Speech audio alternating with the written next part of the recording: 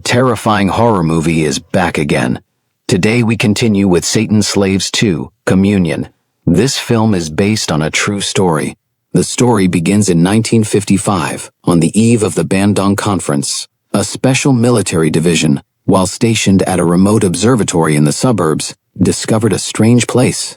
Because the scene was too horrifying, the department head had no choice but to call his friend, a journalist named Bahri, who was skilled in exorcism. Even though Bahri had experienced many battles, he was shocked by what he saw. Inside a small room, hundreds of corpses were in a kneeling prayer position, like in a painting, and the painting depicted the evil spirit from the previous film. It was clearly a place of wicked ritual worship. What was even more horrifying was that the official claimed those corpses had actually crawled out from their own graves. Hearing this, Bahri was worried he might not be able to handle it alone. He wanted to find someone to help, but his request was denied. Because an international summit was about to be held, and to avoid any bad publicity, the higher-ups ordered the case to be closed. No one was allowed to interfere any further. They called Bahri over just to have him on standby in case the cultists tried anything big again. 30 years passed in the blink of an eye. The former observatory had been rebuilt into an apartment building, and whether by coincidence or a sinister plan, Rini's family, who barely survived the first movie, ended up moving there. This place had terrible feng shui. Despite being near the sea with beautiful scenery, this was the only building in the area for miles. Moreover, the kids living in the building often dug up gravestones nearby. Clearly, beneath the building was a massive cemetery. Since moving there, Rini's younger brother Tony developed a crush on their neighbor Tari upstairs. After persistently chasing her, he finally got a chance to help fix her radio. Rini and her youngest brother Wisnu were happy for him when they saw he made progress. But when their father came home, everyone's face turned cold. Ever since they moved into the building, their father had become secretive, leaving early and returning late every day, always carrying a leather suitcase. Whenever he got home, he would lock it in the cabinet and forbid anyone from touching it. Even stranger, despite the building's poor condition and distance from the city, their father refused to let the siblings move elsewhere. Rini had argued with him about it several times. This time again, they parted on bad terms. After dinner, Rini went to take out the trash, but suddenly felt something was wrong. The neighbors were acting weird, smiling eerily at empty walls. The creepy sight made Rini walk faster, but when she turned around, fortunately, even though the neighbors were acting strange, they all ended up going back inside. At that moment, Rini didn't realize this was only the beginning of the nightmare. Late that night, a neighbor boy also went to take out the trash. But due to the old and broken pipes, the garbage chute was blocked. The boy tried to push the trash down with his hand. Suddenly, a mysterious force almost dragged him into the garbage chute. Luckily, he used all his strength to crawl back out and escape. But a voice kept echoing in his mind. The boy recognized the voice. It belonged to his father, who had died years ago. Terrified and ridiculed, he quickly ran back home. The next afternoon, while residents were waiting in line for the elevator, a woman accidentally dropped some coins. A group of kids nearby saw it. Moments later, the old elevator jammed at the top floor. The residents were used to it, but the kids who saw the coins rushed into the elevator shaft to pick them up when the doors opened. They didn't realize this elevator incident was not like before.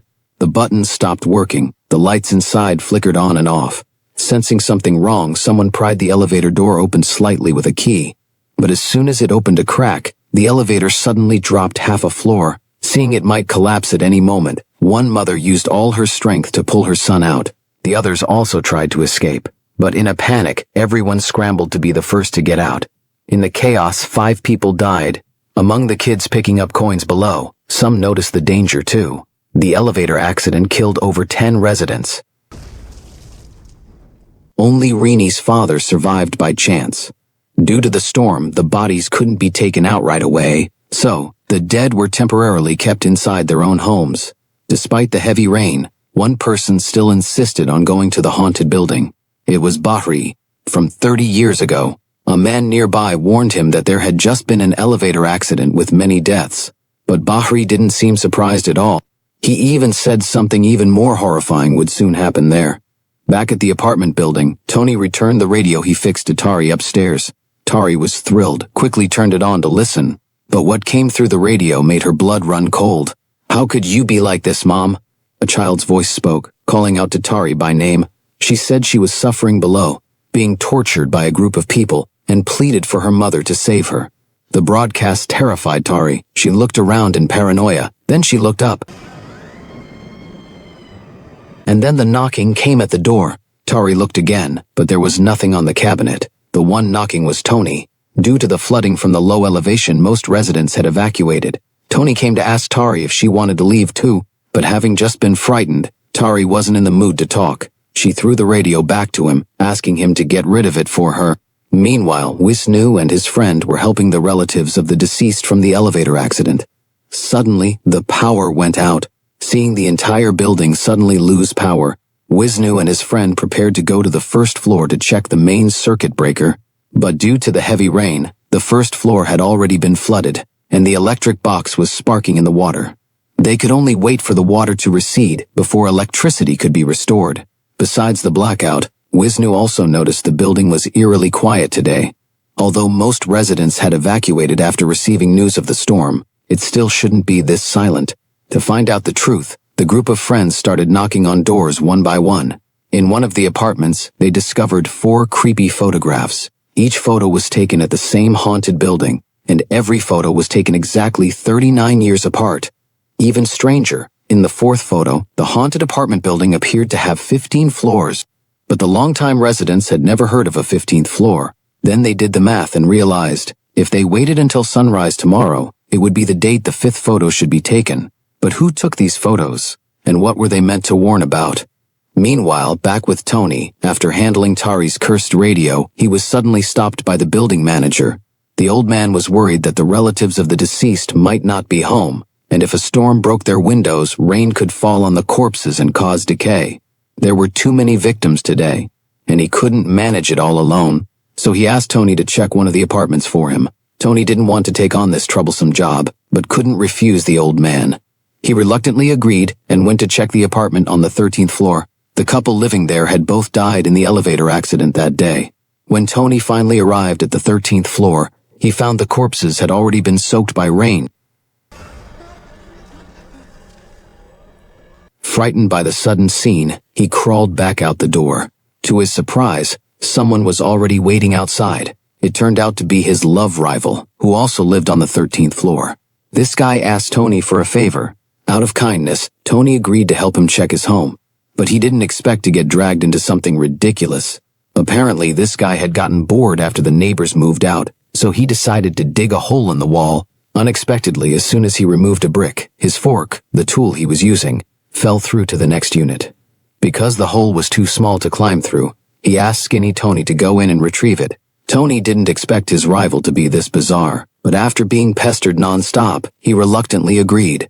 Once he squeezed through the hole, he accidentally discovered a photo album filled with photos of the haunted building's layout.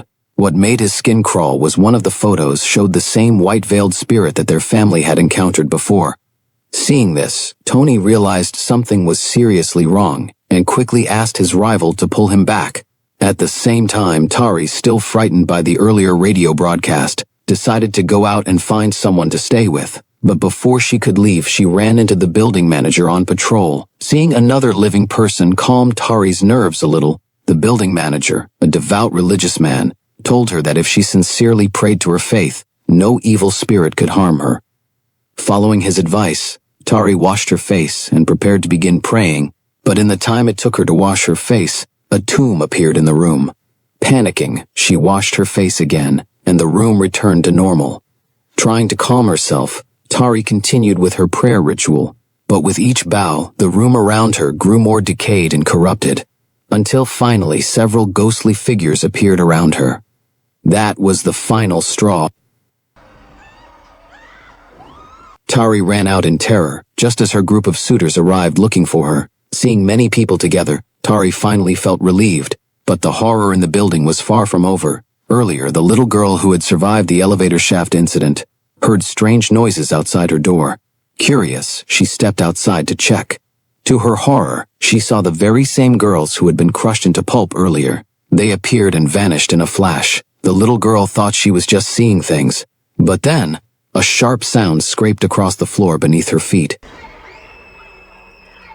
Terrified, she ran back to her home, only to find the door had somehow locked itself. Desperate, she begged her mom to open the door. But then, her mom's voice came from behind her. Following the sound of her mother's voice, the girl slowly approached the elevator. But her mother wasn't there, only the elevator doors slowly opening, and for some reason, the girl, as if possessed, walked inside. On the other side, Rini, driven by curiosity, waited until her father was asleep and secretly took his leather suitcase. Just as she was about to find a safe place to see what was inside, she ran into Tony and the others. Seeing his sister, Tony quickly pulled out the photo of the white-veiled spirit he had just seen in the album. Rini looked at the photo and immediately realized the recent hauntings were likely caused by that same evil spirit. Some of the people in the album had even appeared in their family's own photo collection. Seeing how all the clues pointed back to their family, the siblings grew increasingly frightened. But despite her fear, Rini insisted on opening their father's suitcase to find out the truth. After several attempts, they finally cracked the password and opened the suitcase. Dozens of severed fingers inside the suitcase left everyone speechless. Why were there human fingers in their father's suitcase? There was no time to think. Everyone just wanted to escape the haunted building. But unexpectedly, Rini insisted she had to take Wisnu with her no matter what. Tony's rival didn't want to die with them, so he took Tari and headed to the first floor to find a way out. Meanwhile, Rini took her brother Tony and the little boy to go search for Wisnu. Wisnu and his friend were going door to door looking for survivors. But when they reached a room on the 14th floor, a ghostly figure suddenly appeared and scared Wisnu into running away. Hearing his scream, the others rushed over, only to discover the person inside was their long-lost youngest brother, Bondi, who had been taken by the evil spirit 3 years ago. The moment Rini saw Bondi, her maternal instincts kicked in. She wanted to take him and flee. Wisnu tried to refuse. After all, the whole family had watched the spirit take Bondi away. Now no one could tell if he was still human or a ghost. But in the end, he couldn't resist Rini's compassion. So the group set off together. On the other side, Tony's rival and Tari were not doing much better. Due to water flooding the electric box, the first-floor water was electrified. They realized escape was impossible from there, and returned upstairs, hoping to regroup with Rini's family. Seeing his goddess had left, the rival ran to catch up, but around the corner, he ran into a woman in a white veil standing still. Bravely, he approached her, hoping for a romantic encounter, but the moment he touched her, the woman vanished into thin air, only the white veil remained. This creepy scene made him realize the veil was something sinister, so he picked it up, intending to throw it into the electrified water for purification. But the moment he did, he was electrocuted to death. Tari was also having a rough time. Due to the building's cursed power, the corpses inside had started moving. While climbing the stairs, she ran into one of the undead and fled in terror. Fortunately, she ran into the building manager, which gave her a bit of comfort. Being a devout believer, he never believed in the evil spirits and bravely entered the building. To prove that it was all in Tari's head, the old manager recklessly decided to confront the undead himself. Not long after, Tari cautiously went to check with him, only to find that he had been turned into one of the walking corpses. Terrified, Tari hid in the garbage chute. But the spirit that had its eyes on her wasn't going to let her go so easily. Back downstairs, Rini and the others had no idea that Tari and her companion were already dead. Suddenly, their father appeared, blocking their way. Rini, now suspecting her father might be a serial killer, was extremely frightened. But their father claimed everything he did was to protect the family. When he saw Bondi, the son he lost 3 years ago, he became emotionally unstable and accidentally knocked over the oil lamp in Rini's hand. In the flash of lightning, a group of mysterious black-robed cultists suddenly appeared in the haunted building. Panicked, Rini fled while shouting for her brothers. Eventually, she collapsed from exhaustion. When Rini regained consciousness, she found her entire family tied up at the center of a strange ritual. Only Bondi was free to move. When she woke up, Bondi took out a strange leaf and forced it into her mouth. In a daze, Rini found herself waking up in a luxurious bedroom. In this world, she had been accepted to her dream university and had everything she ever wanted. But Rini knew this was all just a dream. Sensing that Rini had become aware, the people in the dream began persuading her to stay in that world forever. But back in the real world, Rini used sheer willpower to spit out the strange leaf and woke up. However, she couldn't move. She could only watch helplessly as her brother Tony was chosen as the next human sacrifice by the cultists. Just as Rini was about to lose all hope, A gunshot rang out, interrupting the ritual. It was Bahri the exorcist firing his revolver. One shot at a time, he eliminated the evil cultists. As for the white-veiled spirit, Bahri chose a different approach. Even the spirit was no match for him. Meanwhile, Bondi, once the previous generation's sacrifice, used sign language to command the revived undead to attack the others. But as he was giving orders, the quiet little boy from earlier suddenly rushed over and pushed him aside. Then, using sign language, the boy calmed the undead.